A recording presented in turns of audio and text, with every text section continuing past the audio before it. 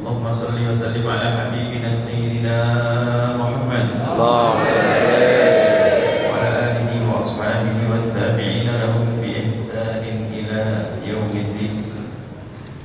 اللهم يا ربنا إنا نسألك محبة حبيبك سيدنا محمد. اللهم صل وسلم أحيينا يا ربنا على اتباع سنة حبيبك سيدنا محمد، وأمتنا يا ربنا على ملة حبيبك سيدنا محمد. اللهم صل وسلم واحشرنا يوم القيامة مع زمرة حبيبك سيدنا محمد. اللهم صل وسلم وارزقنا يا ربنا التوبة قبل الموت، والشهادة عند الموت، والجنة بعد الموت ببركة سيدنا محمد. Amma ba'd. Yang sangat kami cintai, kami muliakan para pecinta dan para perindu baginda Nabi Muhammad sallallahu alaihi wasallam. Allahumma salli Sungguh beruntung siapapun yang hidup di zaman ini, bahkan seluruh zaman, mulai dari zaman Nabi Adam hingga akhir zaman, maka manusia yang paling beruntung adalah mereka yang dipilih oleh Allah untuk menjadi umat Nabi Muhammad sallallahu alaihi wasallam. Ini yang harus kita sadari, kita dipilih oleh Allah menjadi umat Nabi. Ada orang lahir sebelum Nabi lahir tidak bisa menjadi umat Nabi Muhammad. Ada orang lahir setelah baginda Nabi Muhammad cuma tidak kenal Nabi Muhammad, juga tidak bisa menjadi umat Nabi Muhammad. Akan tapi kita saat ini lahir saat ini di zaman ini, kemudian kita kenal Nabi Muhammad, maka kita adalah umat terbaik. Ini harus kita yakini. Bahkan para nabi-nabi terdahulu itu, kalau disebut khatamun nabi, stempelnya para nabi, maka tidak ada nabi yang diutus oleh Allah kecuali mereka harus ikrar, mengakui dan mengangkat Nabi Muhammad. Harus begitu. Setiap nabi yang diutus sebelum bagi Nabi Muhammad harus memberikan kabar kepada umatnya bahwa akan datang nabi di akhir zaman yang pertama Sayyidina Muhammad bin Abdullah. Dan dikisahkan dalam kitab suci terdahulu, apa yang diwahyukan kepada para nabi terdahulu itu kisah umat Nabi Muhammad, kisah yang menakjubkan. Sampai Nabi besar Sayyidina Musa alaihissalam yang disebut sebagai ulil azmi. Nabi Isa, Nabi Musa bukan nabi seperti nabi yang lain. Nabi Musa tergolong nabi besar. 5 nabi yang mendapatkan keistimewaan dari Allah. Suatu ketika ini, baginda Nabi Sayyidina Nabi Musa alaihissalam membuka di lembaran-lembaran yang diwahyukan kepada beliau. Kemudian di situ menemukan sekelompok kaum yang disanjung oleh Allah. Kemudian setelah itu membuka di lembaran yang lain, menemukan lagi sanjungan dari Allah untuk kelompok umat tersebut, dan begitu seterusnya. Saking seringnya di kitab suci beliau ada umat yang disanjung oleh Allah dengan sanjungan yang luar biasa baik, maka Nabi Musa pun diam-diam rindu untuk bisa menjadi golongan umat terbaik tersebut. Beliau berkata, ya Allah, ini umat mulia. Ini umat mulia ya Allah, yang disebut di dalam kitab sucinya ini umat mulia, umat mulia. Beliau berharap, ya Allah, jadikan itu umatku. Kalau umatnya mulia begitu kan nabinya mesti keren, mulia, lebih mulia. Ya Allah, jadikanlah itu umatmu. Setiap menemukan lembaran yang di situ ada sanjungan kepada umat tersebut, Nabi Musa berharap, ya Allah, jadikanlah dia umatku. Bersama harapan Sayyidina Musa agar umat tersebut jadi umat Nabi Musa, dijawab oleh Allah. Karena dia Nabi langsung dari Allah, dijawab oleh Allah, wahai Musa, ketahuilah itu bukan umatmu, akan tapi innaha min ummati Ahmad, tapi itu adalah umatnya Nabi Muhammad sallallahu alaihi wasallam. Spontan Sayyidina Musa mendengar umat tersebut. Kalau umat tersebut adalah umat Nabi Muhammad, Sayyidina Musa pun bergegas memohon kepada Allah, Allahumma ij'alni min ummati Ahmada, ya Allah jadikanlah aku umatnya Nabi Muhammad. Sallallahu alaihi Muhammad. Allahumma salli wa sallim alaihi. Itu Nabi. Nabi aja ingin jadi umat Nabi Muhammad. Dan kenapa kita tidak syukur menjadi umat Nabi Muhammad? Dan kalau betul kita menjadi umat Nabi Muhammad, semuanya beres. Sebab Nabi akan berikan pertolongan dan syafaat kepada umat Nabi dalam keadaan apapun. Bahkan biarpun kita dengan kesalahan kita dan dosa-dosa kita pun akan mendapatkan syafaat bagi Nabi, asalkan kita menjadi umat Nabi Muhammad sallallahu alaihi wasallam. Allahumma salli. Ini yang harus kita sadari. Menjadi umat baginda Nabi, agar tetapi ini yang harus kita jadikan bahan untuk mencampur diri kita yang hanya pandai mengaku sebagai umat Nabi Muhammad. Kalau betul kita diaku oleh Nabi sebagai umat Nabi Muhammad, urusannya beres. Akan tapi yang menjadi masalah adalah kita mengaku umat Nabi Muhammad, akan tapi Nabi Muhammad tidak mengakui kita. Karena ada kisah singkat di padang mahsyar itu nanti. Umat Nabi Muhammad akan berkumpul dengan umat Nabi Muhammad. Akan tapi ada orang yang bisa berkumpul padahal di dunia dekat dia sebagai umat Nabi Muhammad, tapi ternyata di padang mahsyar ingin mendekat kepada Rasulullah tidak bisa. Kenapa begitu? Karena di dunia dia hanya dekat dengan Nabi Muhammad dengan zahirnya, seolah dia seorang muslim, seorang bajunya adalah baju yang mengikuti Nabi Muhammad, perilakunya seolah mengikuti Nabi Muhammad, tapi hatinya tidak sambung dengan Nabi Muhammad. Maka Nabi Muhammad pun tidak menolak, tidak mengkufuri seorang tersebut. Bayangkan mengerikannya. Sehingga kalau kita betul diaku oleh Nabi Muhammad, maka beres urusannya. Akan tapi jika ternyata pengakuan kita tidak dianggap, kita akan rugi, kita akan menyesal dengan penyesalan yang tiada kira, dan tidak ada lagi arti sebuah penyesalan saat itu. Karena tidak ada lagi kita untuk tobat. Waktunya mendapatkan siksa dari Allah. Maka dari itu bersyukurlah menjadi umat Nabi Muhammad. Maka hari ini, malam ini, kita ingin memperbaharui ikatan kita. Tajdidul ahad, perjanjian kita dengan Nabi Muhammad kita perbaharui malam ini agar kita serius menjadi umat Nabi. Yang pertama, pastikan Anda akan gemar membaca sholawat. Berbanyaklah baca sholawat. Hamba yang dipilih oleh Allah untuk bisa bersolawat macam-macam. Ada yang sehari sampai 5.000 kali, 10.000 kali. Ada yang 3.000, ada yang 1.000 kali bersolawat dalam sehari. Padahal jamnya itu sama, 24 jam sehari. Kenapa kok beda-beda? Ini bisa 1.000, ini hanya 100. Bahkan ada orang yang gak bisa bersolawat walaupun sekali karena tidak dipilih oleh Allah.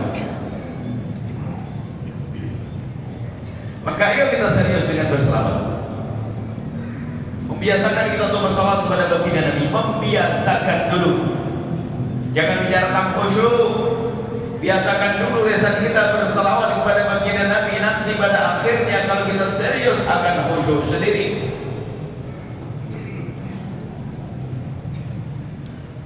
Pertanyaan sederhana, tapi tidak perlu dijawab.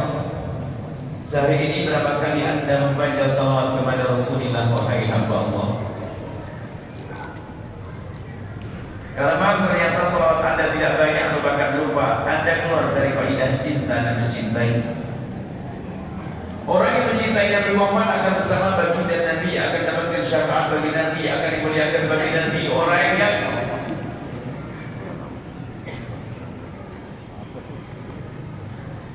mencintai Rasulullah, orang mencintai bagi Nabi. Dan kaidah mencintai itu apa sih? Kalau orang mencintai biasanya sering menyebutnya dan bangga jika yang dicintai itu disebut-sebut.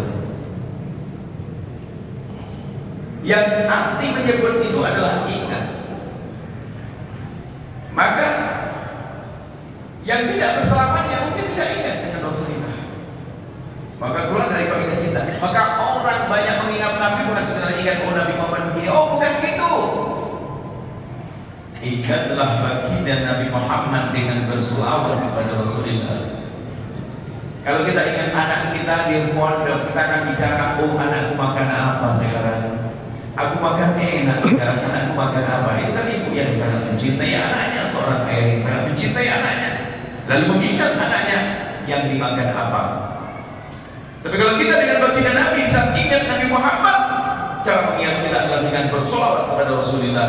Dan Allah yang Maha Kasih, yang sangat mengasihi Sayyidina Muhammad, telah memberikan imbalan, memberikan hadiah kepada siapapun yang bersalawat kepada baginda Nabi. Seperti yang disabdakan baginda Nabi, man shalla alaihi marratan, barang siapa bersalawat kepadaku sekali maka Allah man shalla alaihi sallallahu alaihi biha asyra, maka Allah akan membalas salat dengan 10 kali salawat. Satu salawat yang kita panjatkan dibalas 10 kali dari Allah. Satu-satu saja sudah kalah kita. Anggap saja satu salawat kita diganti dengan satu salawat Allah, itu adalah kita tak sebanding, kita masih kalah. Bagaimana jika ternyata yang Allah berikan kepada kita adalah 10 kali salawat?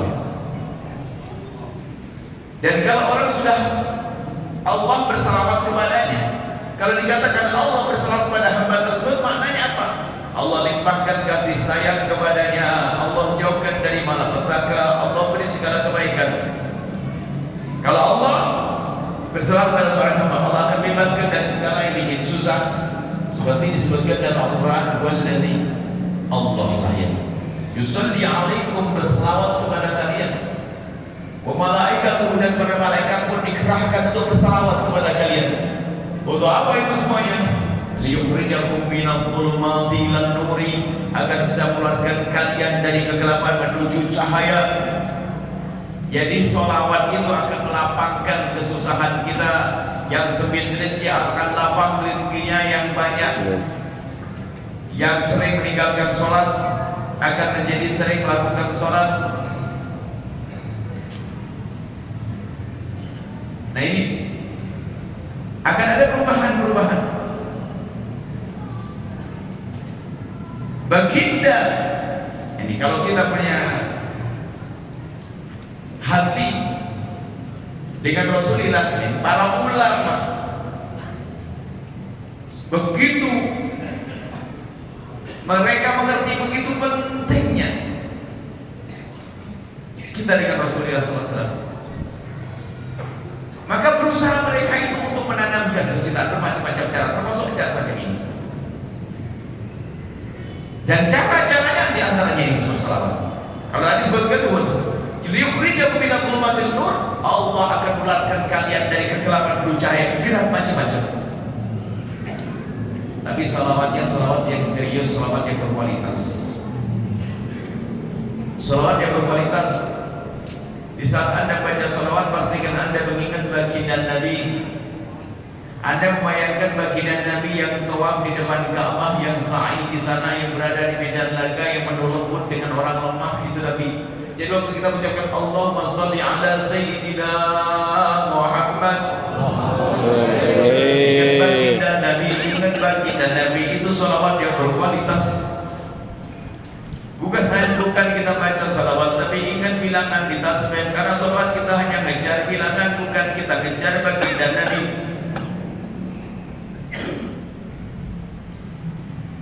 Sementara tasbih itu digunakan untuk mengingatkan kita agar kita tidak lupa berselawat. Tapi di saat berselawat jangan ingat tasbih, karena tasbih itu mengingatkan kita agar kita ingat Rasulullah. Kok malah kita ingat tasbih? 300, Salam Muhammad, 600, 1000. Nabi Muhammad ingat.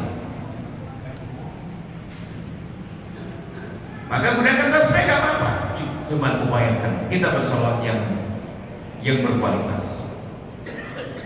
Para ulama membatasi dan paling sedikit berselawat kepada Rasulullah itu sehari jangan kurang dari 300 pelit banget sehari cuma 300 itu kita dari sini turun sampai jalan sana sudah beres. Cuman yang namanya standar terendah ya, yang penting jangan selawatan deh. Jadi 300 dibagi, pagi 100, siang 100, sebelum tidur 100. Kalau pagi nggak bisa 100, siang nggak bisa 100, maka dikodok di malam hari 300. Sehingga anak kecil kita pun kita latih dengan sholawat semacam itu. Bahkan sebelum tidur pun hendaknya kita tanya anak kita, anakku tersayang, sudahkah engkau membaca 300 sholawat? Kalau dia mengatakan belum, sayangku, jangan tidur kecuali kau sudah membaca sholawat 300 kali. Sehingga dengan begini akan semakin dekat seorang hamba kepada Rasulullah SAW. Oh, bismillah. Jelas kita berselawat. Harus kita punya target berapa hari, berapa kali kita baca sholawat. Sholawat itu mudah. Seorang wanita dalam keadaan haid bisa baca sholawat. Kita lagi dagang bisa baca sholawat. Kita ngapain saja bisa baca sholawat. Semakin banyak semakin hebat. Ini adalah yang pertama. Yang kedua, agar kita diaku Nabi, agar kita diaku Nabi kan harus cinta. Untuk menumbuhkan cinta dari banyak sholawat. Kalau sudah benar kita dicintai Nabi, maka beres. Yang kedua, agar kita dicintai baginda Nabi SAW selain berselawat, kenalilah Nabi dengan apa itu? Membaca sejarah. Alhamdulillah kita baca maulid. Membaca maulid itu apa sih? Membaca maulid itu membaca sejarah Nabi. Jadi orang yang tidak kenal itu gak sayang. Mana mungkin kita mencintai sesuatu yang kita tidak kenal sesuatu tersebut. Maka rumus cinta berkata, orang itu kalau cintanya benar pasti kenal dulu yang dicintai. Setelah kenal yang dicintai maka baru nanti muncul cinta. Apakah mungkin kebayang saya mencintai seseorang yang gak jelas dia? Pasti mencintai yang ada sebabnya. Baginda Nabi SAW dengan membaca sejarah kita akan tahu bagaimana kecintaan Nabi kepada kita, bagaimana perjuangan Nabi, bagaimana.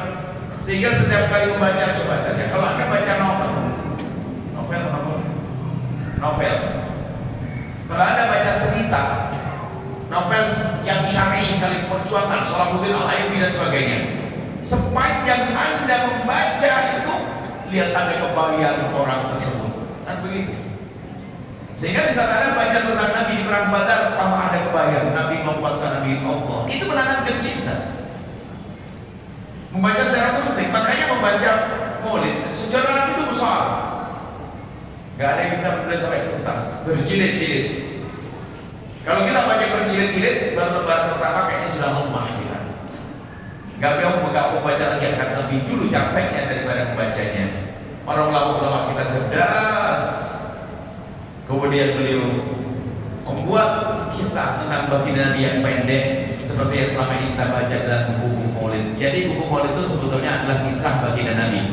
Maka harapan kami sebetulnya setiap ada pembacaan sejarah Nabi itu paling tidak harus ada yang satu menjelaskan satu pasal demi pasal, sepasal demi pasal, satu pasal dibaca supaya orang paham apa yang dibaca. Karena kita ini orang Indonesia tidak semua ngerti bahasa Arab. Kalau orang Arab kan dibaca itu langsung begini, bisa nangis, dia paham ini kisah Nabi, diseksa, kisah Nabi, berjuang, kisah Nabi capek, bisa nangis. Kita waktu mestinya nangis bisa saja ketawa karena kita tidak paham. Maka baca sejarah ini penting. Lalu bagaimana kita akan bisa baca sejarah ini? Kita akan di rumah kita. Anak-anak kita beri bekal, kita belikan buku-buku yang mengenalkan Nabi. Makanya buku yang sering kami rekomendasi. Sebab tidak semua buku sejarah Nabi itu benar ya. Kadang-kadang muatan-muatan akidah yang salah, bahaya juga. Jadi kami harapkan kalau ingin baca buku sejarah, baca buku misalnya karangannya Abu Said Muhammad Maliki Insan Gamil, sudah diterjemahkan juga. Atau buku karangannya Syekh Muhammad Sa'id Ramadan Al-Buti, Fikih Sirah. Cuman itu agak tebal. Cuman kalau pengen yang lebih ringan, saat pilihan kami temukan ini juga sepertinya ada di beberapa di toko-toko kita. Yang jelas Anda harus beli setelah ini, bukan sekedar Anda mendengar. Anda harus mulai mengenalkan putra putri Anda kepada Rasulullah. Ada buku kecil, namanya Pelakson Dulu Yakin. Karangannya Syamar Abdul Jabbar. Kita kecil, Tapi lumayan terkenal Nabi dari kita kecil. Harus tahu itu. Harus dari bacaan di rumah kita. Membaca sejarah Nabi. Beli yang banyak, jangan beli kitab satu, baca gantian. HP aja dikasih satu-satu. Anak kita masa kitab sejarah satu baca bareng-bareng. Kalau satu dibaca bareng-bareng, nanti semua akan mengatakan, kamu duluan saja deh, saya nanti aja. Kamu duluan, saya nanti aja. Nah, baca. Bahkan semua anak kita kirim satu-satu. Karena dokter putih fikih satu. Ditanya sudah hafal belum? Nah? Sudah selesai belum? Selesai, baca lagi. Karena baca sejarah Nabi itu indah, tidak akan puas orang bacanya. Baca ulang-ulang tetap indah dan indah. Ini yang cara kita biasakan di rumah kita. Hanya di rumah kita ada nggak buku sejarah Nabi? Tidak usah dijawab. Kalau ternyata tidak ada buku sejarah Nabi, jangan-jangan Anda ini bohong, aku cinta kepada baginda Nabi Muhammad SAW. Sebab kalau ada orang cinta itu ingin tahu loh ya. Jangankan kalau sudah mencintai, mau mencintai saja.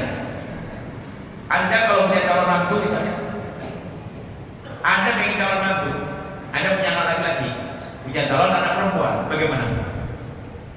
Karena dia harus mencintai mantu dong, dan dia akan cintai pada anakku. Cari cerita anaknya bagaimana, perilakunya kayak apa.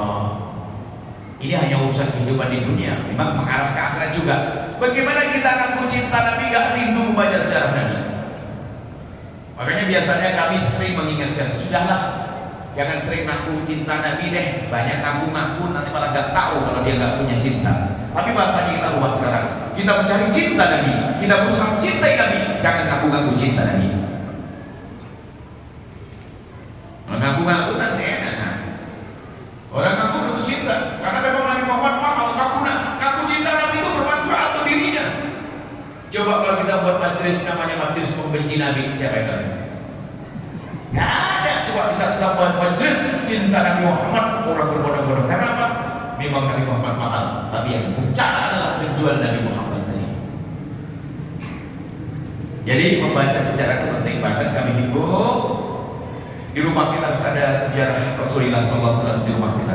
Mulai dari buku kecil Khulasatul Nurul Yakin, kita ada kitab aslinya Nurul Yakin, itu ciri khas. Itu yang paling tersebar di Indonesia. Karena itu kitab ditulis oleh Syamar bin Abdul Jabbar, itu untuk orang Indonesia. Beliau nulis membalik fikih, tulis dikemas untuk orang Indonesia, bukan untuk orang Arab. Jadi tepatlah untuk kita baca. Dan kalau bisa anak-anak sudah bisa menghafal murti perjalanan Nabi, dia sifatnya adalah sangat praktis, belum luas. Jadi setelah pulang dari ini, Anda berpikir membeli buku sejarah Rasulullah SAW. Rekomendasi kita pertama adalah kitab Sayyid Abu Yasin Muhammad Maliki Al-Insan Al-Kamil, ada. Yang kedua karangan Dr. Putih namanya Fikih Sirah. Kalau berpikir yang ringan-ringan, baca beli kitab Khulasatul Yakin, terjemahan Khulasatul Yakin. Baik. Sholawat yang pertama, yang kedua membaca sejarah Nabi, yang ketiga itu membiasakan dengan Nabi Muhammad. Sekaligus ini untuk tes cinta kita ini. Membiasakan dengan Rasulullah itu begini maknanya. Anda tidak melakukan sesuatu kecuali ada hubungan dengan Rasulullah. Ini termasuk bahasan yang paling penting, yang sering dilupakan. Tapi ini mengangkut yang besar. Membiasakan dengan Nabi itu begini. Apa yang Anda lakukan hendaknya Anda hubungkan dengan Rasulullah. Anda minum atau tidak? Semua dari kita minum. Kita makan atau tidak? Ke toilet setiap hari? Sudah. Kita yang ringan-ringan saja. Kita tidak bicara tentang sholat tahajud 10 rakaat, 15 rakaat. Kita membicarakan sesuatu yang kita pun setiap hari pernah melakukannya. Biar gak berat deh. Kita kalau menyampaikan amal baik itu yang ringan-ringan deh, yang gampang. Tapi nanti punya faedah besar, punya makna besar. Jadi yang kita lakukan, tapi itu setiap hari kita lakukan, tidak usah pakai tambah-tambahan pekerjaan baru. Cuma kita membiasakan, dan sekaligus tanda cinta loh. Kalau Anda minum, Nabi Muhammad juga minum. Cuma cara minum Nabi Muhammad adalah Nabi Muhammad minum dengan tangan kanannya. Maka pastikan mulai hari ini Anda jangan minum kecuali dengan tangan kanan Anda. Kalau ternyata katanya kita Nabi sambil ngomong-ngomong, kita harus cinta Muhammad. Nah bener nih, Nabi Muhammad tangan kiri. Hei tangan ini, jangan minum dengan kanan. Itu yang ringan-ringan. Amal ibadah yang gampang-gampang. Kita tidak bicara tentang amal ibadah yang berat-berat. Kita jangan jadi bohong deh. Ngaku-ngaku berat, tapi ikuti Nabi yang ringan aja nggak bisa, belajar berat. Yang ringan aja nggak bisa. Kemudian dia saat Nabi makan dengan tangan kanan, makan dengan tangan kanan. Ke toilet dengan kaki kiri. Pakai baju kanan dulu, sandal kanan dulu. Ini semua setiap hari kita lakukan. Cuma di kelemahan kita adalah menghubungkan itu semua dengan Rasulullah. Tapi kalau mulai hari ini kita belajar, saya akan hubungkan semuanya dengan baginda Nabi. Waduh, berapa kali Anda ingat Nabi? Coba saja. Waktu Anda makan ingat Nabi. Anda mau ke toilet ingat Nabi. Bahkan sampai sebagian ulama mengatakan, jika seandainya Anda mau ke toilet, lalu Anda lupa memasukkan kaki kanan dulu, tarik kaki kanan, lalu dahulukan kaki kiri demi mengejek setan untuk ikuti Nabi Muhammad SAW. Jangan dianggap sepele masalah ini. Jangan ada cuek misalnya begini. Ini yang ringan tapi punya pengaruh kuat terhadap cinta kepada Rasulullah. Saya lupa itu jarang-jarang. Kalau setiap hari lupa namanya tidak biasa. Kalau lupa dia mungkin karena satu hal, dia panik, lalu masukkan kaki dia. Tapi kalau setiap hari lupa ini tidak akan Nabi ini. Jadi di saat kita melakukan sunnah pun ternyata ada ilmunya juga. Orang itu ada mengamalkan sunnah bukan Nabi Muhammad yang ingat ya tadi sholawat tadi bukan Nabi yang ingat yang ingat asal. Ada orang melakukan sunnah Nabi bukan Nabi Muhammad yang diingat, akan Nabi yang diingat adalah buku hadisnya, kalimat hadisnya.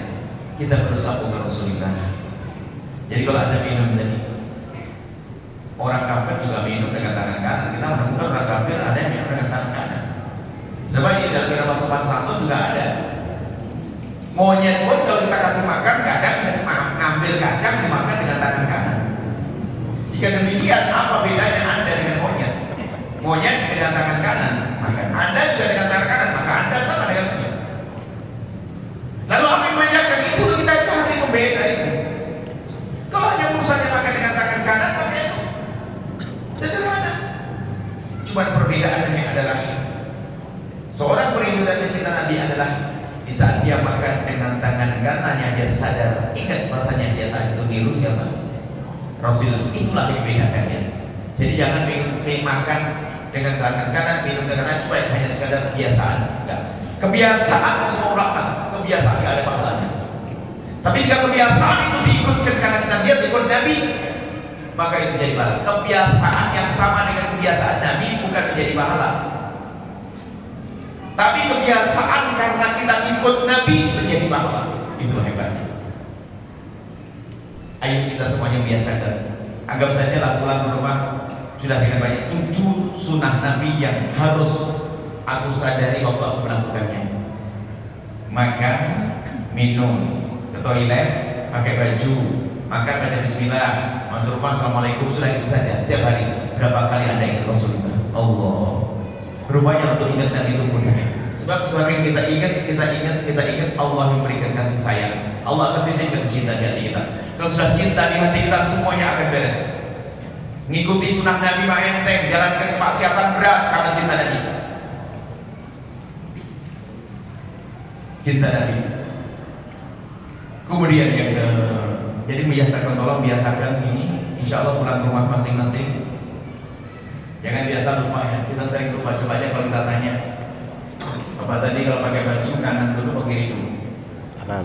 Yakin kanan dulu atau kiri dulu atau nggak ingat? Nah, ingat banyak gitu. Karena kita kurang biasa dengan Rasulullah. Baik, kemudian setelah kita biasakan jadi sholawat, baca sejarah, membiasakan dengan baginda Nabi Sallallahu Alaihi Wasallam, ya. Kemudian yang keempat adalah punya perjuangan untuk umat Nabi, khidmat kepada Nabi. Jadi khidmat kepada Nabi itu orang tanda cinta itu mudah berkhidmat. Kita perlu melayani Nabi, berkhidmat untuk Nabi Muhammad, pastikan. Cuman bagi Nabi kan sudah wafat. Nabi sudah tidak ada, lalu bagaimana saya pengen hikmah?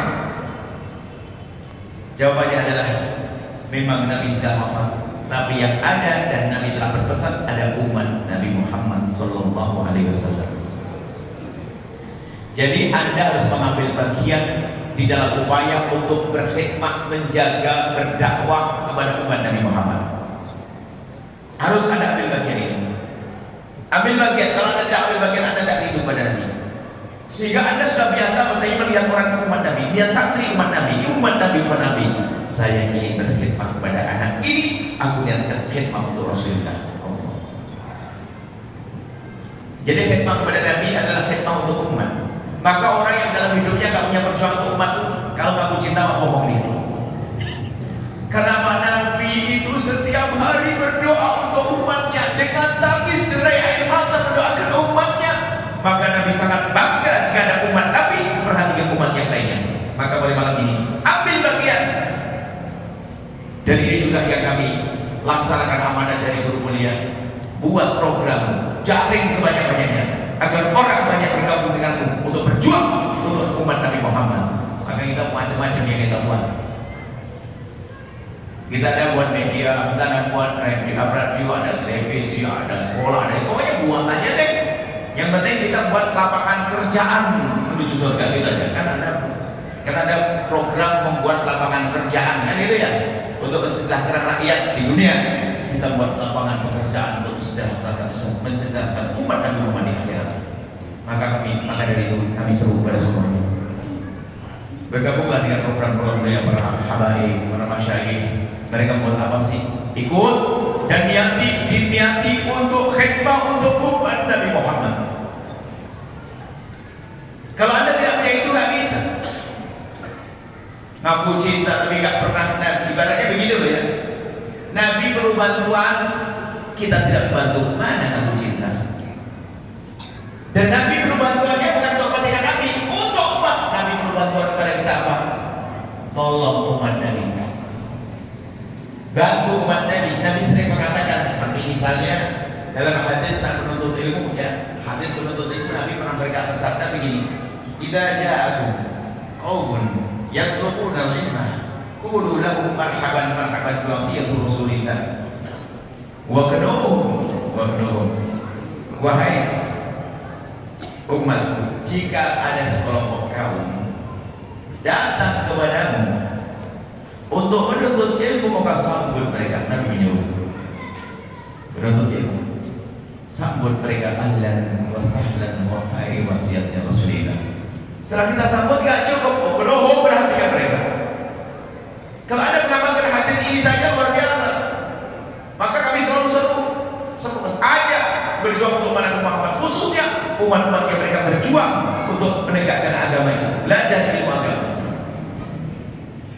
Sehingga kalau kita berderma, berbuat baik misalnya, ibadah itu ada dua macam. Ibadah yang disebut ibadah qasirah yang pahalanya terbatas untuk kita, seperti sholat kita, umrah kita, ya untuk kita selesai.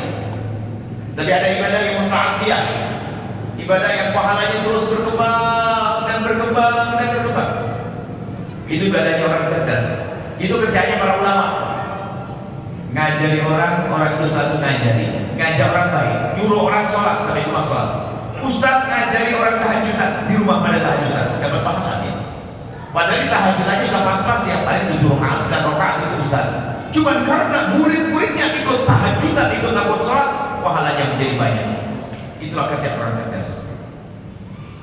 Maka Anda kalau punya uang 100.000, Anda sedekahkan kepada orang kaya, dapat pahala untuk silaturahim.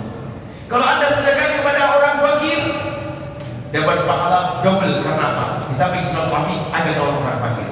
Anda sedekahkan pada si fakir yang sakit, dapat pahala double juga. Karena di samping fakir dia sakit. Anda sedekahkan pada seorang yang berjuang di jalan Allah, lebih gede lagi pahalanya. Karena apa? Itu jaga umat yang lebih banyak lagi. Anda berikan kepada para penuntut ilmu, lebih besar lagi. Nah, begitu.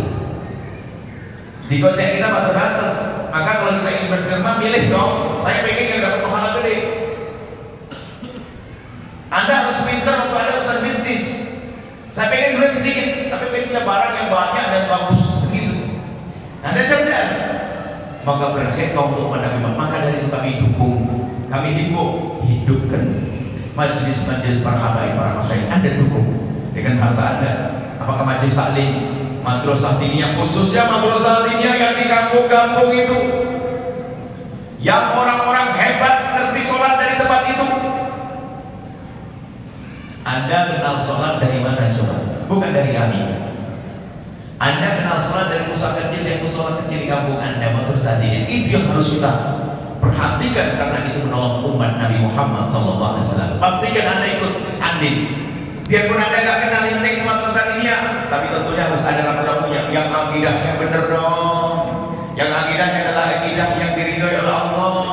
Akidah para ulama kita ahli sunnah wal jamaah, al-asyariyah, al-asyariyah, asyariyah, maturidiyah. Jadi jangan sampai Anda asal-asal bantu, nanti bahaya Anda malah menjerumuskan orang. Tidak, Anda harus waspada. Intinya pulang dari tempat ini Anda telah toleh. Tadi kami sampaikan, kami punya program. Anda tidak harus mengkampikan. Kita ada al-baca, ada program di mana-mana. Al-baca ada program, kita ada al-baca, al-baca. Tapi berjuang tidak harus dengan al-baca saja kok. Yang penting Anda punya kesadaran, pulang nanti di kampung Anda, hidupkan kampung Anda. Jika itu masjid-masjid, jika itu madrasah-madrasah, jika musola-musola, demi sambung dengan Rasulullah. Kalau Anda ingin mencintai dan dicintai Nabi, poin ini adalah termasuk poin terpenting. Ajari anak-anak Anda untuk kenal tempat mulia, biarpun dia belum bisa datang. Atau bahkan mungkin Anda telah salah mendidik sehingga anak Anda paling tidak kenal dengan majelis taklimnya para habaib dan ustaz dan ulama. Tapi ajar mereka untuk kenal dengan tenaganya. Anda bilang, sayang, kamu kemana? Mau pergi Pak? Tidak usah mau ke majelis taklim, di majelis nggak usah. Dia akan berantem dengan Anda kalau disuruh majelis taklim. Sayang, tolonglah biar hidup kita enak berkah. Kamu kirim ini uang kepada ustaz sana, habis sana yang mau mengadakan acara pembangunan pondok. Kirim sayangnya, bismillah, karena Allah. Jangan disuruh ngaji, nggak usah. Dia suruh ngaji bandel. Disuruh kirim semen, kirim apa? Allah melihat orang ini, lembut hatinya selalu. Sambungkan dengan tempat semacam itu. Anak kita suruh belajar nabung setiap hari. Sayang, di samping kita kan ada masjid, ada musola yang perlu renovasi dan pembenahan. Musola untuk sholat, maksud di musola tersebut ada madrasahnya, ada belajar agama. Ayo nabung. Setiap belanja sisihkan uang receh, dikumpulin di sini. Setiap minggu kita kirim ke sana. Untuk apa sayang? Kita harus punya andil membela umat Nabi Muhammad. Diajari itu setiap hari. Maka kalau dia kaya raya, Anda yang beruntung menjadi orang kaya, anak kaya biasa berdatang. Kami selalu mengingatkan bapak-bapak kalau ke masjid, pastikan ada infak ke masjid di rumah 1.000-2.000. Lebih dari itu tolong jangan uangnya Anda sendiri masuk ke kotak amal. Kalau Anda buat 5 anak Anda, ajari sama kasih 1.000 kalau kemampuan Anda seperti itu. Lalu ajar mereka untuk berderma. Diajari niatnya untuk apa sih ini? Niatnya memang untuk mendapatkan pahala dan ridha Allah. Nah, iya betul. Tapi lebih dari itu niat untuk membantu umat Nabi Muhammad. Kalau Anda latih setiap hari begitu, hebat anak Anda. Yang katanya Bandung itu akan cepat berubah. Karena saya berjanji dari Allah yu'anil abdi maka al-abdu yu'ani abih. Allah akan menolong hambanya yang sedang menolong hamba yang lainnya. Jika hidup Anda menolong umat Nabi Muhammad, ketahuilah anak-anak Anda akan dijaga oleh Allah. Biarpun hari ini mungkin ada yang kewalahan dengan anaknya, waduh bandel segala macam, beresin dengan Allah. Jadi ini apa? Berkhidmat untuk umat Nabi Muhammad. Yang kelima adalah berdoa, memohon kepada Allah, cinta kepada Rasulullah. Selama ini coba Anda punya hajat, anak mau kuliah, bangun rumah biar terhormat, pengen punya kendaraan biar mudah. Kita sudah biasa doa minta rezeki kan. Doa duha pun doa ada Allah rezeki di sama imamku di langit turunkan di bumi keluarkan. Pengen duit, karena kita pengen duit maka kita akan berdoa. Dan memang itu sah saja Anda punya rezeki. Karena Anda menganggap yang namanya uang itu penting. Betul? Anda berdoa rezeki wasilan kan gitu ya. Rezeki yang lapang, bahkan kalau didoain oleh para Itu gak salah kan memang. Harta untuk kehidupan kita, untuk kesenangan hidupan kita, maka Anda meminta, itu sah-sah saja. Jika anak lagi sakit, Anda minta pada Allah, ya Allah sembuhkan. Yang punya utang, ya Allah mudahkan dan bayar utang, dan seterusnya. Anda sadari itu? Anda pernah minta atau tidak? Kalau Anda tidak pernah doa, jadi tidak merasa kamu punya Tuhan.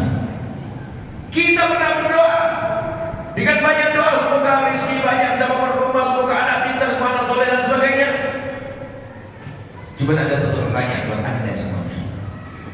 Gak usah dijawab, takut jawabannya mengecewakan. Pertanyaan gak usah dijawab, takut jawabannya adalah gak sesuai. Pertanyaannya adalah, pernahkah Anda minta kepada Allah, ya Allah berikan kepadaku kecintaan yang sesungguhnya kepada kekasihmu Nabi Muhammad? Jujur, gak usah dijawab. Kalau Anda memang menganggap itu penting, pasti suatu saat Anda akan minta itu. Cuma karena kita tidak menganggap penting, maka kita tidak minta. Yang kasih cinta siapa? Yang kasih cinta siapa? Allah. Allah. Orang akan bisa mencintai dari dia Allah. Biarpun dekat pada Nabi belum cinta. Abu Jahal dekat dengan Nabi, gak cinta, benci. Yang memberi cinta adalah Allah. Sayyidina Umar bin Khattab yang semula membenci menjadi berubah mencintai. Sayyidina Khalid pemerang Islam menjadi mencintai. Yang ngasih cinta adalah Allah, maka mintalah kepada Sang Pemberi cinta. Sampai kita selalu sampaikan begini, cara menggapai cita-cita itu kan caranya dua, cara zahir, cara batin. Cara zahir berusaha, batinnya minta kepada Allah. Cuman kita tuh sering lupa doa, lupa minta, mengandalkan kehebatan kita, nggak sampai tujuan. Contoh, seorang ibu yang sakit, yang anaknya sakit. Seorang ibu yang anaknya sakit,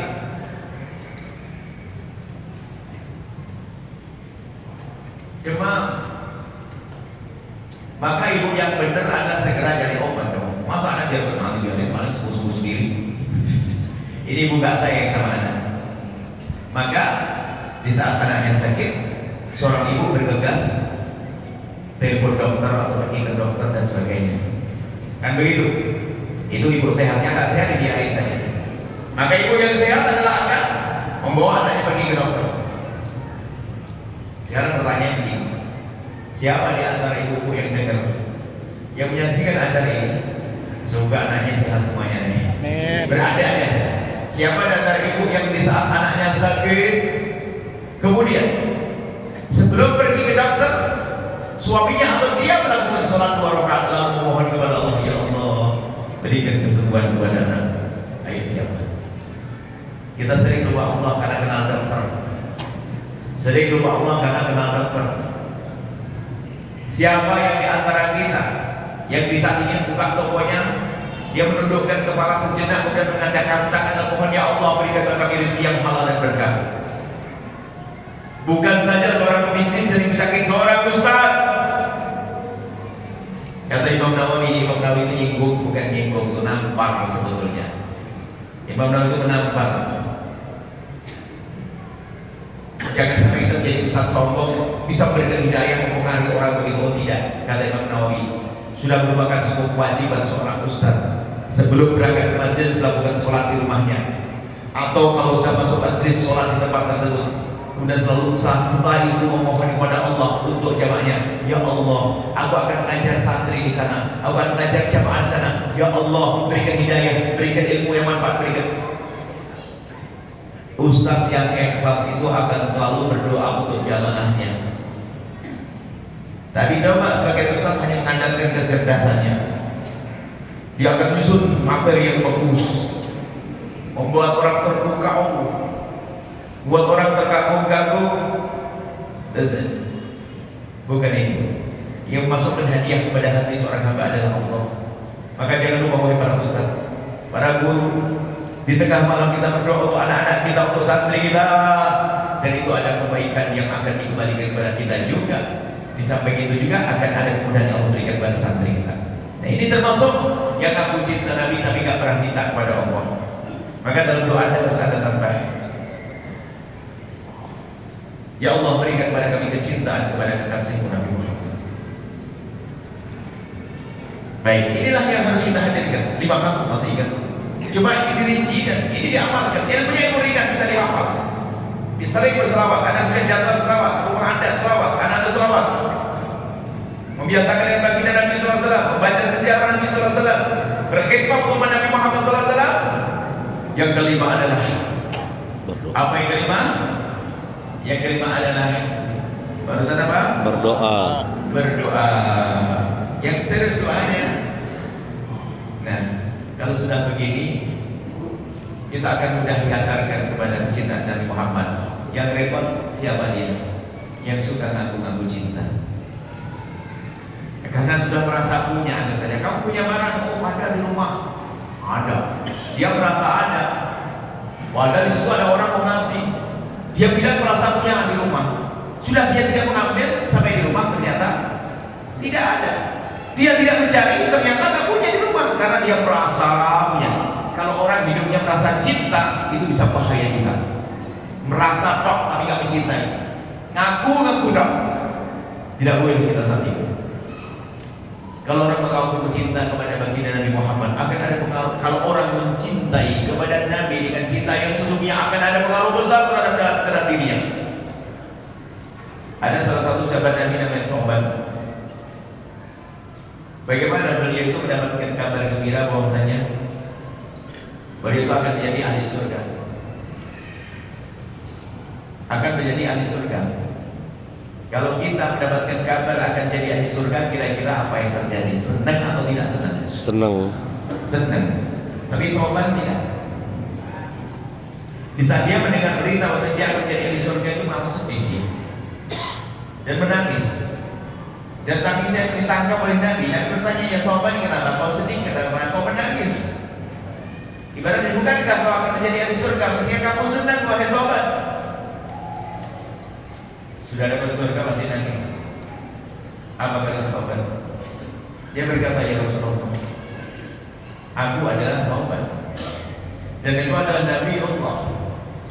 Aku di dunia begini begitu menikmati kedekatanku denganmu ya Rasulullah. Cuma di sana dan aku senang melihatmu ya Rasulullah. Aku senang bersamamu ya Rasulullah. Aku senang ikut kamu ya Rasulullah. Tapi setelah aku dengar bahasanya aku akan masuk surga, aku sadar bahasanya kisah di dunia akan berakhir, lalu pindah ke surga. Maksudnya kan masuk surga kan enak Thawban. Aku sadar betul ya Rasulullah, engkau adalah Nabi. Surga itu surga yang paling tinggi. Aku orang kuasa, aku orang biasa. Surgamu di mana? Mesti pangkat surgamu dengan surgamu sangat beda ya Rasulullah.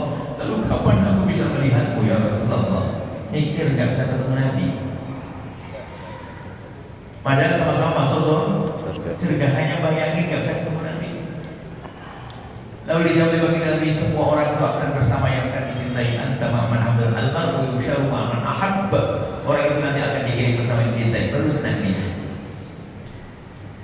Orang itu gampang ngaku-ngaku sok, gak tahu diri. Malu seharusnya. Ada pernah kami hadirkan satu kisah penutup. Ini kisah ini memang kisah yang sangat tepat untuk dihadirkan di zaman ini. Kisah tentang Tha'labah bin Abdurrahman, seorang anak muda yang sangat mencintai Nabi, bukan ngaku cinta, mencintai. Tha'labah bin Abdurrahman ini adalah, selalu kisah ini kami hadirkan di bulan ini, di tahun ini. Di setiap majelis biar semua orang tahu tentang kisah ini.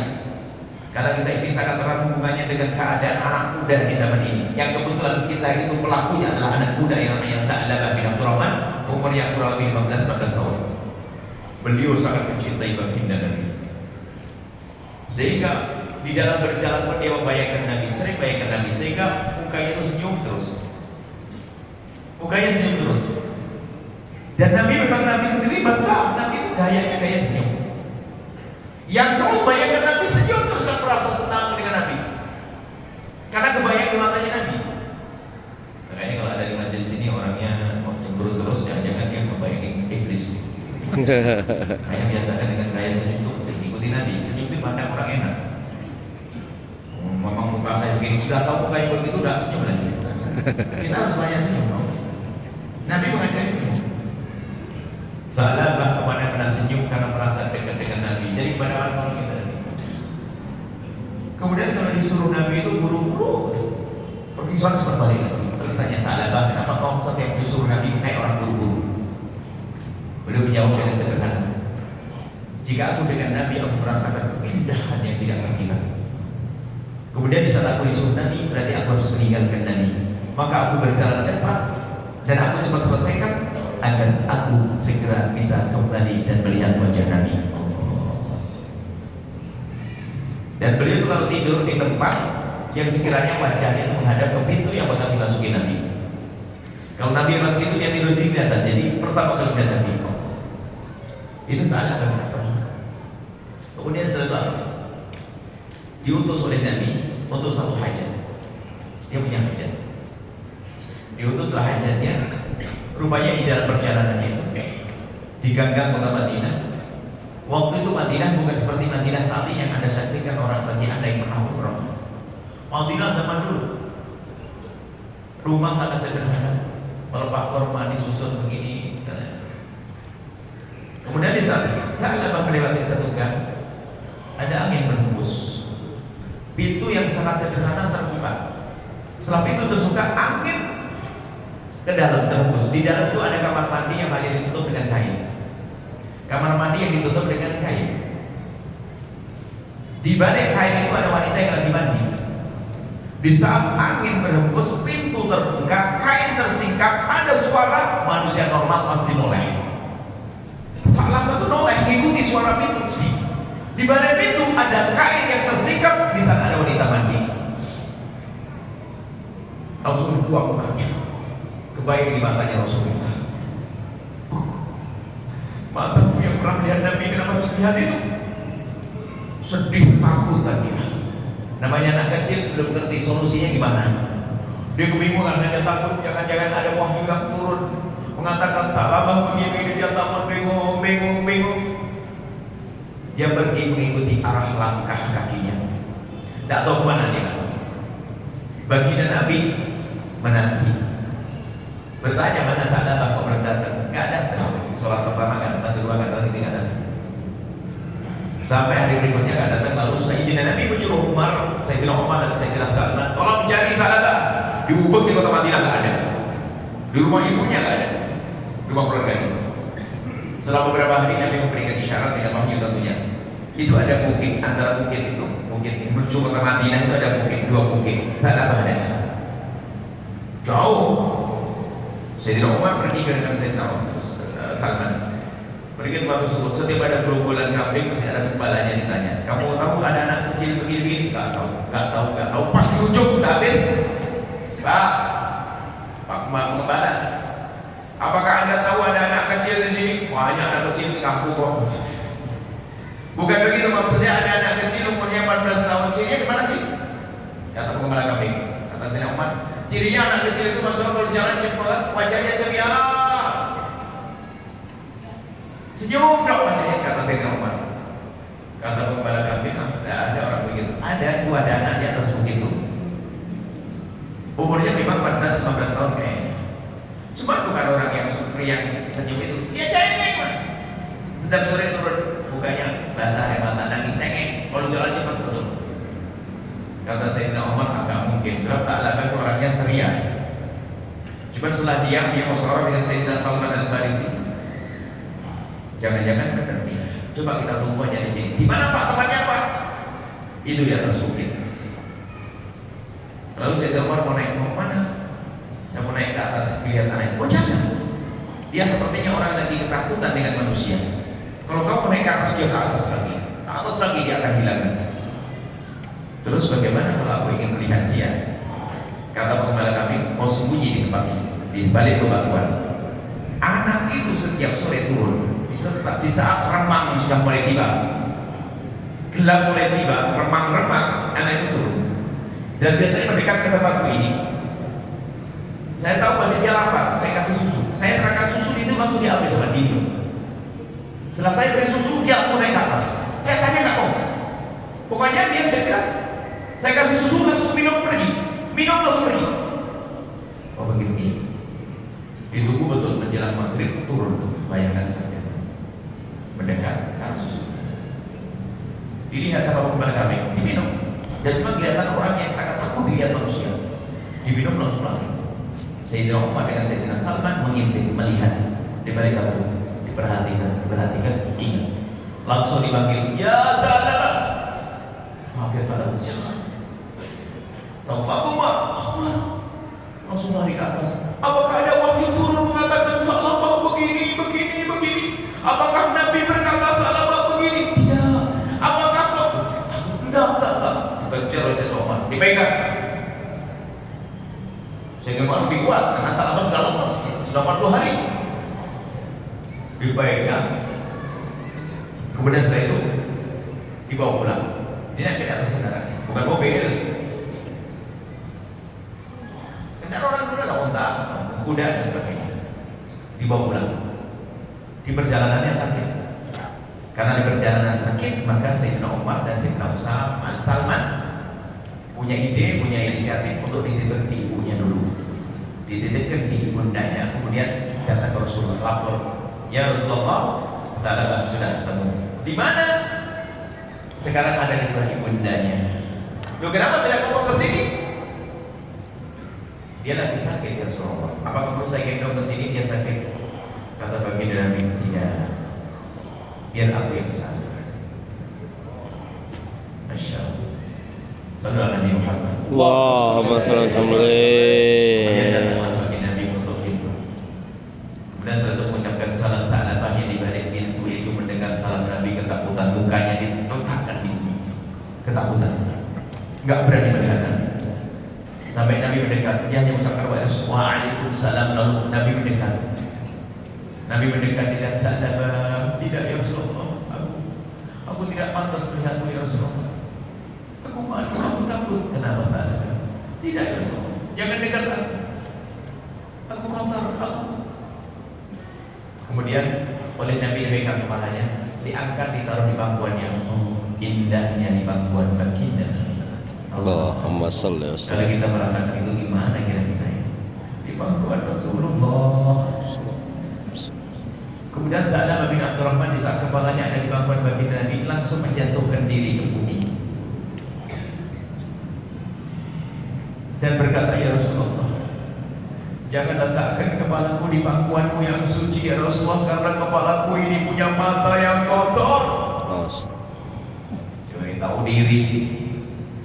Kita gak mengaku-ngaku Nabi, cinta Nabi. Dia mau tahu diri, merasa gak pantas ngaku-ngaku dekat dengan Nabi. Ditaruh lagi oleh baginda,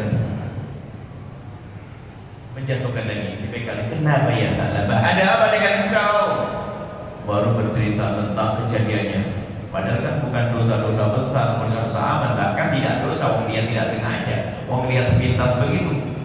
Cuman karena orang hebat dekat dengan Nabi, bukan salah pun merasa sebuah kesalahan. Ini ada orang aku cinta Nabi habis maulidan misalnya, malamnya nonton gambar yang gak pantas. Ini apa? Astagfirullahaladzim. Gak malu dengan Rasulullah, matanya untuk melihat Nabi gak bisa. Jadi kita harus sadar mana ini kita harus rubah. Talaba hanya melihat begitu saja, ternyata menyesalnya luar biasa. Setelah dengar Nabi lalu bercinta, lalu Nabi berkata, ya Talaba, sudah dengar cerita darimu, lalu apa yang kau inginkan ya Talaba? Talaba menjawab, ya Rasulullah, aku ingin diampuni oleh Allah. Engkau sudah diampuni oleh Allah, lalu kau ingin apa yang lagi ya Talaba? Ya Rasulullah, aku ingin setiap saat nanti di akhirat bisa melihatmu dan bersama denganmu. Dijawab Rasulullah, engkau nanti akan selalu bersamaku. Allah. Setelah begitu, Talaba berkata, ya Rasulullah, aku merasakan antara kulit dengan badanku ada semut yang merayap. Lalu Nabi menjawab, itu tandanya kamu sakratul maut akan mati. Kemudian Nabi mentalkin, membimbing kalimat thayyibah, la ilaha illallah, diikuti oleh ta'ala, la ilaha illallah. Kemudian setelah itu terdiam Talaba, dan baginda Nabi merasakan beban di pahanya, tanda kalau Talaba sudah wafat. Di bangkuan Nabi, ditalkin oleh Nabi, digiring, dibimbing oleh Nabi, wafat di pangkuan Nabi, ditutup mata oleh tangan Nabi, dimandikan oleh baginda Nabi, dikafani oleh baginda Nabi, disolati oleh baginda Nabi, hingga diantarkan ke kubur oleh baginda Nabi. Bahkan dalam kisah tersebut disebutkan waktu baginda Nabi menghantarkan ke dalam batu kuburnya, baginda Nabi berjalan tidak seperti orang normal berjalan, tapi berjalan seperti orang berdesak-desakan begini, jilid begini. Lalu sahabat Abu Bakar bertanya, ya Rasulullah, ini tempat luas, kenapa berjalannya seperti itu? Sayyidina Nabi mengatakan bahwasanya aku melihat malaikat turun dari langit memenuhi tempat ini, mengiring jenazahnya tak lama sampai aku hampir tidak punya tempat untuk menginjakkan kakiku. Allah Nabi Allahumma shalli alaihi. sudah kunci kita cinta Nabi. Kalau kita cinta Nabi, Nabi yang datang ke kita. Kalau anda di padang mahsyar mau mendekat kepada Nabi, Nabi kelihatan di padang mahsyar, tapi tidak semua orang bisa mendekat kepada baginda Nabi. Tapi kalau sudah ada cinta Nabi yang akan menjadi kita, Nabi akan menandai ini umatku, ini umatku, ini umatku. Sekarang kita perlu nyari tanda itu di hati kita. Makanya jangan gampang GR dulu. Gak pernah orang sama mengaku cinta Nabi, tapi pandangannya, tontonannya gak karu-karuan, malu dong dengan Rasulullah. Makanya kami anggap kisah Ta'labah itu kisah yang paling tepat zaman ini. Zaman adanya handphone, internet, segala macam. Kalau anda ingin melihat sesuatu yang tidak baik, ingat baginda Nabi, ingat Rasulullah. Jangan mata ini gak bisa melihat baginda Nabi. Tapi kalau sudah dicintai oleh Nabi Muhammad, apa yang terjadi? Didatangi Ta'labah. Siapa dia? Orang anak biasa, anak kecil, cuma di hatinya ada cinta pada baginda Nabi. Didatangi, ditalqin. Bahkan kalau kita benar serius dengan Nabi, Allah akan tampakkan nanti di saat kita mau dicabut nyawa kita. Kan disebutkan dalam Al-Quran, "Abshiru bil jannati allati kuntum tu'adun." Kabar gembira bagi anda ahli iman yang punya cinta dan iman kepada baginda Nabi, akan ditampakkan surga untuk mau dicabut nyawa kita. Bagaimana surga ditampakkan itu? Jadi ditampakkan sehingga orang itu kalau dicabut nyawanya gak ketakutan. Sakaratul maut yang kata itu ngerikan bagi orang yang perindu Nabi akan menjadi biasa. Sakit ya, tapi kalah dengan keindahan yang diperlihatkan oleh Allah, yaitu surga. Dan paling indahnya ahli surga adalah siapa? Baginda Nabi Muhammad SAW. Nah sekarang jangan pandai mengaku-ngaku, apalagi menjual nama Nabi Muhammad. Nabi Muhammad dijual seolah-olah mengundang orang untuk mencintai Nabi, padahal tidak, untuk gede-gedean. Sombong-sombongan, punya pondok terbesar, punya majelis terbesar, punya ini hanya untuk sombong-sombongan saja. Gak berguna, Nabi tidak butuh itu. Kita perlu kejujuran dan ketulusan dengan Rasulullah. Dan tentu mendekat kepada Nabi boleh siapa saja. Tidak harus orang alim. Orang alim di neraka jahanam juga banyak karena ulama suku, ulama menjual agama. Tidak jaminan itu.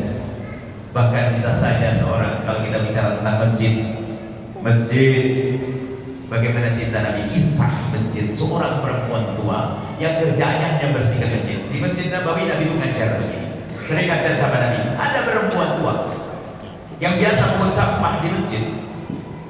Suatu ketika perempuan itu gak ada. Lalu Nabi bertanya, mana perempuan yang biasa mengut sampah di situ kok sekarang tidak ada? Dijawab oleh sahabat Nabi, ya Rasulullah, perempuan itu sudah meninggal ya Rasulullah.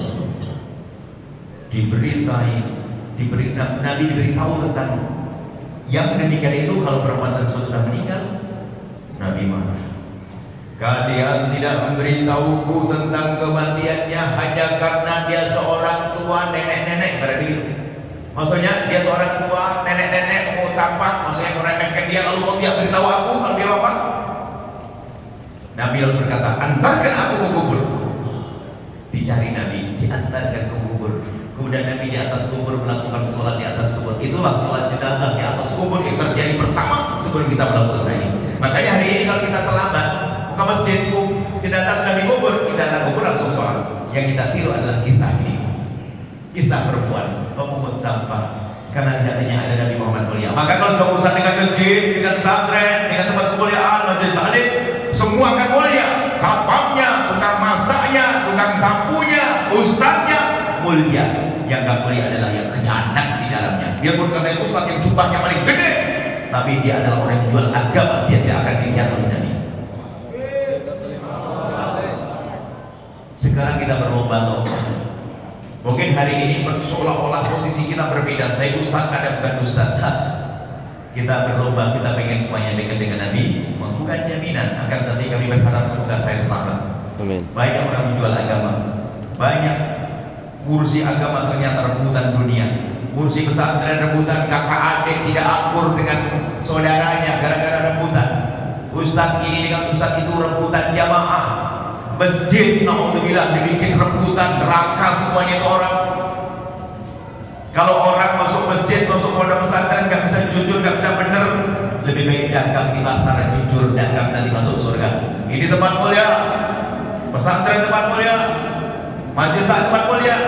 Jangan jual Nabi Muhammad, jangan jual agama. Itulah kerinduan yang sesungguhnya kepada baginda Nabi Muhammad SAW. Allahumma shalli alaihi. Ini saja, masya Allah. Mengucapkan terima kasih kepada semuanya. Tolong nanti sedikit demi sedikit didekatkan anak-anak kita keluarga kita pada Rasul. Sampai di sini, insya Allah. Sampai ketemu di pertemuan yang akan datang. Bismillahirrahmanirrahim. Nanti buka satu aja dengan para habaibnya. Telah datang. Alhamdulillahirrahmanirrahim. Allahumma sholli ala habibina Sayyidina Muhammad. Sayyidina Muhammad, ya Allah, pandang kami dengan kasih sayang dan cinta dari ya Allah. Amin. Ya Allah, wahai yang Maha Kasih, kami mohon ya Allah, seperti kemudahan lisan kami mengaku cinta kepada kekasihmu Nabi Muhammad, maka mudahkan hati kami untuk mencintai kekasihmu Nabi Muhammad. Ya Allah, Engkau yang memiliki hati kami mohon berikan ke hati kami kecintaan yang sesungguhnya kepada kekasihmu Nabi Muhammad, ya Allah. Amin. Agar kami senantiasa ingat kekasihmu Nabi Muhammad, agar kami senantiasa mudah meniru kekasihmu Nabi Muhammad, ya Allah. Agar kami mudah mengikuti sunnah kekasihmu Nabi Muhammad, ya Allah. Amin. Jauhkan kami dari segala kemaksiatan, ya Allah, karena kami sadar setiap maksiat menjauhkan kami dari kekasihmu Nabi Muhammad. Amin. Maka kami mohon jaga mata kami, ya Allah, dari melihat yang haram. Amin. Kami takut mata kami tidak bisa melihat kekasihmu Nabi Muhammad, ya Allah. Amin. Cukup dengan keharaman yang sudah dilihat oleh mata kami, ampuni ya Allah. Amin. Dan siapapun ya Allah yang di hari-hari yang lalu sering melihat dengan matanya hal-hal yang kau murkai yang menjadikan Nabi marah, kami mohon ampuni mereka ya Allah. Jadikan hari ini hari taubat mereka ya Allah. Jangan sampai handphone kami menghantarkan ke neraka, jangan sampai handphone kami menjauhkan kami dengan kekasihmu Nabi Muhammad, jangan sampai televisi kami menjauhkan kami dari kekasihmu Nabi Muhammad ya Allah. Wahai Zat yang Maha Kasih, kami mohon anak-anak kami jaga mereka semua ya Allah, jadikan mereka anak-anak rindu dan pencinta kekasihmu Nabi Muhammad. Keluarga kami jadikan mereka keluarga berindu dan pencinta kekasihmu Nabi Muhammad. Kami mohon ya Allah, wahai Zat yang Maha Kasih ya Allah, mudahkan kami untuk berkhidmah untuk umat kekasihmu Nabi Muhammad ya Allah. Mudahkan kami untuk berkhidmah untuk umat kekasihmu Nabi Muhammad. Jika kami lemah dalam berkhidmah, berikan kekuatan ya Allah. Yang sempit rezeki, lapangkan dengan rezeki yang halal untuk berjuang ya Allah. Yang sakit sembuhkan ya Allah untuk bisa berjuang ya Allah. Yang punya hutang mudahkan untuk bisa bayar hutangnya, kemudian mudahkan untuk berjuang ya Allah. Jangan tinggalkan kami ya Allah. Kami ingin berjuang untuk umat kekasih Nabi Muhammad di pesantren, para habaib, para ulama, di masjid, para habaib, para ulama, di musola-musola dengan para habaib, para ustaz ya Allah. Pilih kami ya Allah. Kami ingin menjadi pejuang kekasihmu Nabi Muhammad. Kami ingin mengabdi untuk kekasihmu Nabi Muhammad. Kami ingin berkhidmat untuk kekasihmu Nabi Muhammad. Kami ingin kelak di surga bersama kekasihmu Nabi Muhammad ya Allah. Makmurkan masjid ini dengan orang ahli surga ya Allah. Siapapun yang berjuang di masjid ini, berikan ketulusan, keikhlasan ya Allah. Amin ya Allah. Balikan kepada mereka dengan segala kebaikan untuk diri dan keluarga mereka. Amin. Dan kirimkan ke tempat ini orang tulus dan ikhlas dari surgamu ya Allah. Amin ya Allah. Amin. Dan kami mohon ya Allah, ampuni orang tua kami dan guru-guru kami. Amin. Berikan kasih sayangmu ya Allah kepada mereka. Ampuni mereka ya Allah. Dan kami mohon ya Allah, dari yang hidup, dari orang tua kami, guru-guru kami, siapapun yang bersama kami yang masih hidup, panjangkan umur mereka dalam ketaatan serta sehat walafiat. Amin. Dan jadikan dalam hidup ini kami saling mencintai karena-Mu ya Allah. Amin. Jadikan kami hamba yang saling mencintai karena-Mu dan karena kekasih-Mu. Amin ya Allah. Maka kami mohon ya Allah, jauhkan kami dari dengki, benci dan dendam. Amin ya Allah. Dan jika ada di antara kami ada hamba-Mu ya Allah, jika ada di antara mereka ada hamba-Mu yang menyakiti kami, dolim kepada kami, aniaya kepada kami, menfitnah menjilat kami, menggunjing kami, berasangka buruk kepada kami. Kami mohon ampuni mereka, jangan hukum mereka ya Allah, karena mereka umat kekasihmu Nabi Muhammad. Ya Allah. Kami tidak ingin mereka kau siksa, akan kami mohon berikan kesadaran dan ampuni ya Allah. Amin, Dan ya hilangkan dendam kami kepada siapapun yang berbuat salah kepada kami. Amin, Ampuni ya mereka, hilangkan dendam di hati kami ya Allah. Dan kami mohon ya Allah, ya Allah, ganti dengan cinta ya Allah. Amin, ya Cinta di antara kami ya Allah. Amin, ya Allah. Mudahkan kami untuk mengabdi untuk mereka. Mereka adalah umat kekasihmu Nabi Muhammad. Amin, Mereka ya Allah. umat kekasihmu Nabi Muhammad. Dan Amin, berikan kepada ya kami ya Allah berpanjang dalam ketaatan serta sihat walafiat. Berikan kepada kami semua husnul khatimah, husnul khatimah, husnul khatimah. Amin, ya Allah. Amin. Iman dari kami mohon ya Allah. Jadikanlah ucapan kami di akhir hayat kami kelak. Saat kau hendak mencabut nyawa kami, kami saat itu ya Allah, hati dan lidah kami mampu mengucapkan kalimat agung dan mulia. La ilaha illallah Muhammad. La ilaha illallah Muhammad sallallahu alaihi wasallam. Amin. Amin. Amin. Sallallahu ala sayyidina Muhammadin wa ala alihi wa sahbihi wasallam. Alhamdulillahi rabbil alamin. Amin. Bip. Amin. Al-Fatihah.